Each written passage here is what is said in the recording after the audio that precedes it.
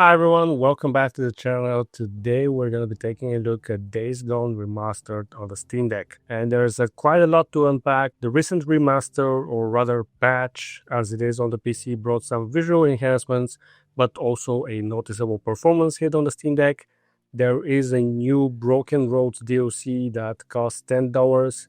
It adds fresh content that changes how you might want to play the game. I'm going to break down 3 different scenarios for best settings for 60 FPS gameplay, for longer battery life, and for enhanced visual fidelity. So let's jump right in.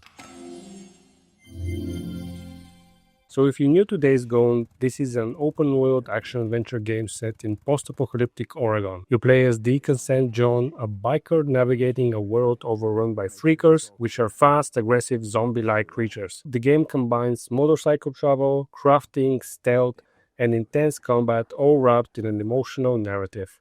The remaster sharpens visuals and adds new features, but also demands more from your hardware, especially if you're playing the game on the Steam Deck. Now I got 3 different scenarios and a bonus one, a fourth one, and I want to talk about what you can do with the settings to achieve each of these scenarios depending on what you want to do. For those aiming for smooth 60 FPS gameplay on the Steam Deck, this is what you have to do. So for graphics settings, you have to set everything to the absolute lowest, motion blur off, as always, we don't like motion blur, and you have to set the render scale to 90%. Now this setup delivers 60 FPS most of the time. I say most with a caveat, with occasional dips to 55-58 FPS in some heavy scenes. Now visually it's a downgrade, but the game's atmosphere still shines through on the deck screen.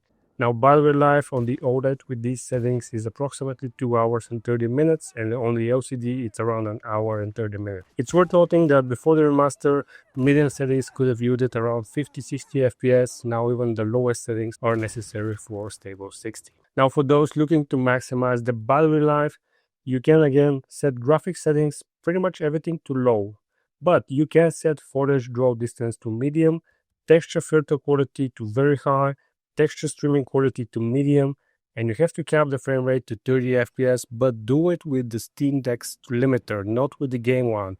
If you do it with the Steam Deck's limiter, it will result in a better frame pacing. You can leave the render scale at 100% this time. These settings will offer you the best battery life. You can technically perhaps earn 10 more minutes if you set everything else to low, but I found that footage draw distance, texture filter quality, and texture streaming quality do not have that big of an impact on performance and on battery, so you can leave these on medium or high.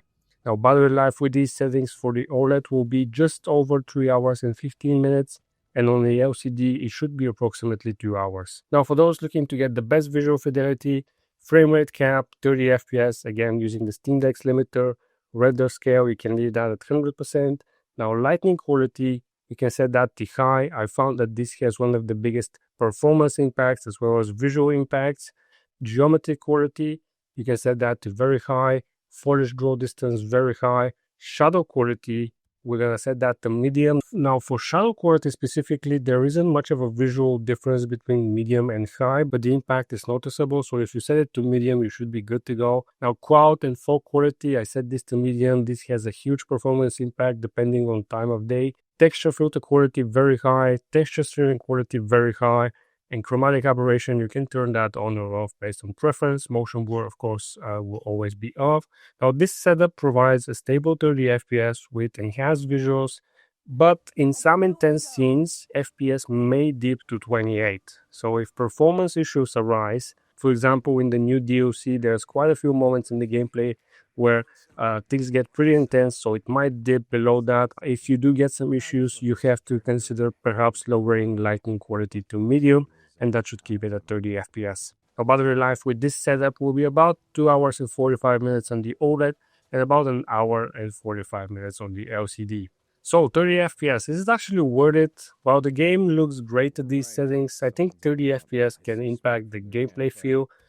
Days Gone is just one of those games where, for some reason, combat and movement feel a bit sluggish, especially during fast-paced sequences. So if responsiveness is a priority to you, you might prefer higher FPS with slightly reduced visuals. For me personally, I would prefer to actually play it at 60 FPS. In this particular case, in this particular game, I would choose more FPS over the visual fidelity. Plus, I still think the game looks pretty good even on the lowest settings. Now, I set one more scenario. I did not actually get to test this thoroughly, but if you're trying to get to 45 FPS, which would be the sweet spot for OLEDs particularly, you can set graphic settings mostly to medium, shadows and lighting. You can set these to low to maintain stability, frame rate cap to 45 FPS using the Steam Deck's limiter, and render scale to 100%.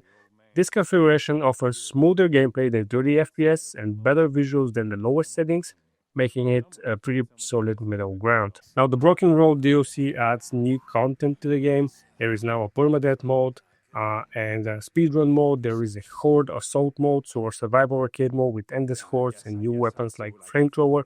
During this mode, FPS can significantly be impacted, so you may want to go with the 30 FPS or the 45 FPS option. There are also new accessibility features, enhanced photo mode, DualSense haptic feedback, but none of these really interest me as someone who will be playing the game on the Steam Deck, so I'm not going to talk about them too much. Now, the DLC is available for $10, and you can grab it right now. So Days Gone Remastered on the Steam Deck, is it worth it? Yeah, it's a free patch. Unfortunately, as I said, the game used to run better, but now it offers a little bit more of a visual fidelity and offers various ways to play if you buy the DLC. Now, whether you value performance, battery life, or visual fidelity, I've tried to get a configuration that suits everyone's needs. But yeah, that's gonna be it for this video. Thanks for watching, and if you found this video helpful, please like and subscribe for more Steam Deck content. Let me know in the comments if you found a better setup, better configuration for your game, and let me know what other game you'd like me to cover next, and I'll see you guys in the next video.